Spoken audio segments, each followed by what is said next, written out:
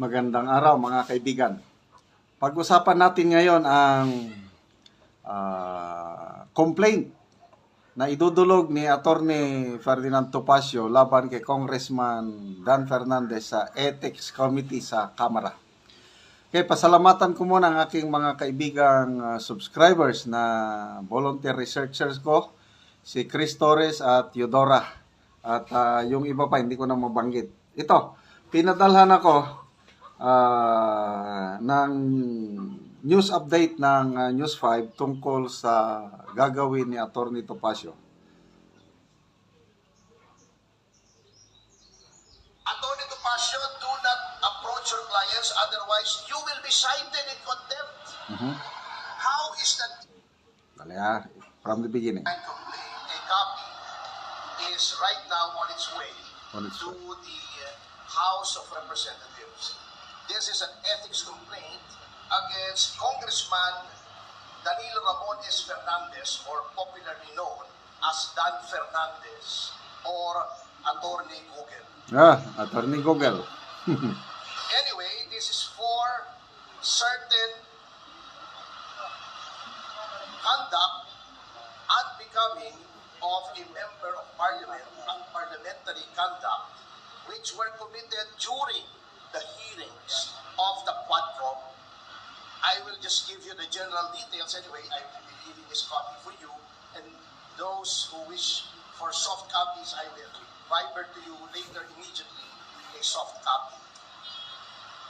If you recall, noon kong nililitis o dinidinig yung tungkol sa mga pogo, kinatawan ko po roon. Nirepresent ko si Miss Catherine Cassandra Leong, at lahat naman po tayo saksi sa ginawang paglabag sa mga karapatan ni Miss Cassie Leong.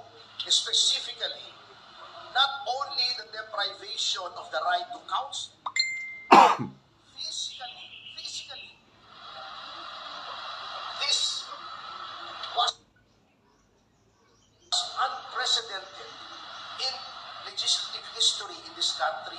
Nahaharangin mo yung abogado at hindi mo palalapitin sa kanyang kliyente during a legislative hearing, sapagkat ang karapatan na magkaroon ng abogado upang makipagsangguni ang isang testigo sa legislative hearing ay ginagarantiya ng walang iba kundi ng ating saligang batas.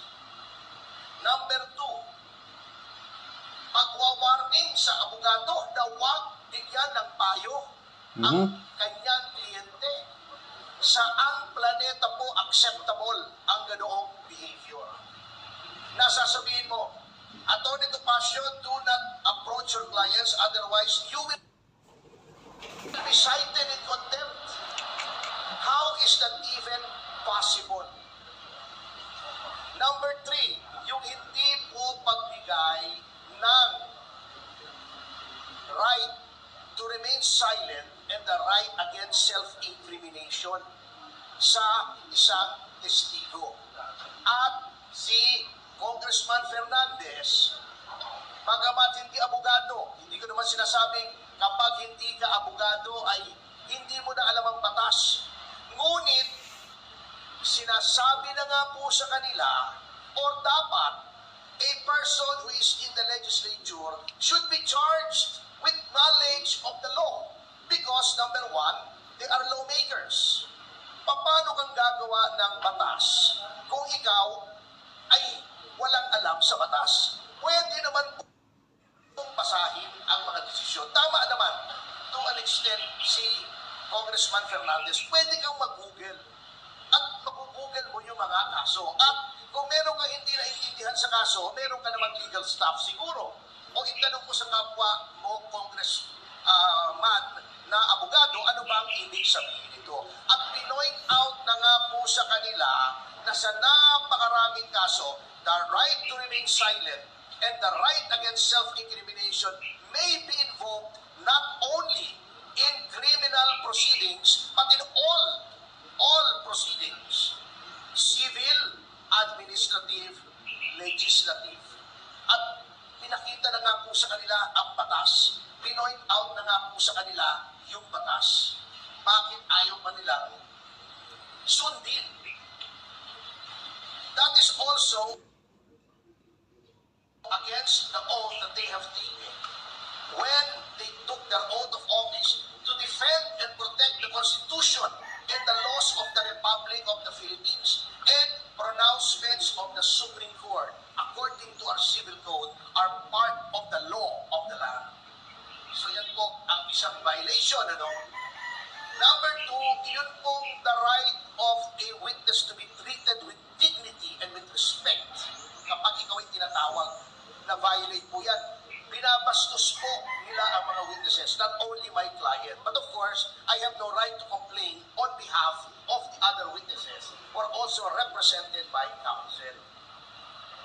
Yun po. Number three, yung pronouncements, very unparliamentary. Alam niyo po, in all parliaments in the entire civilized world, meron pong language na tinatawag nila unparliamentary. Diba? Ayaw na ayaw nila si Pangulong Duterte. Sinabi nila, do not use offensive words. Pero bakit sila tatawagin nilang pathological liar, puro papakyut, puro ganon, tatakutin mo pa. Misleading the witness, sasabihin pa, tignan mo itong mga napatay, di umano dahil pagkakbo. Tignan mo yan, we will grant you immunity. If you testify against them, that is misleading. The legislature cannot grant immunity. It is only the prosecution. Anyway, so, yan po ang update, ano? Ang dahilan bakit mag-file ng complaint sa Ethics Committee, yung hindi pinayagan ni Congressman Fernandez itong si Atty. Topacio na lapitan o tulungan ang kanyang kliyente. Yung kliyente niya is hindi trinato ng maigi. So, ano pa yung pangatlo? Nakalimutan ko. Parang press conference lang ito. After ng press conference, baka by this time, naisampa na ang kaso sa Ethics Committee. Okay. Maalala ko, ang bago lang nasampa ng kaso sa Ethics Committee, si Congresswoman Franz Castro, sinampa ng mga katutubo from Davao del Norte.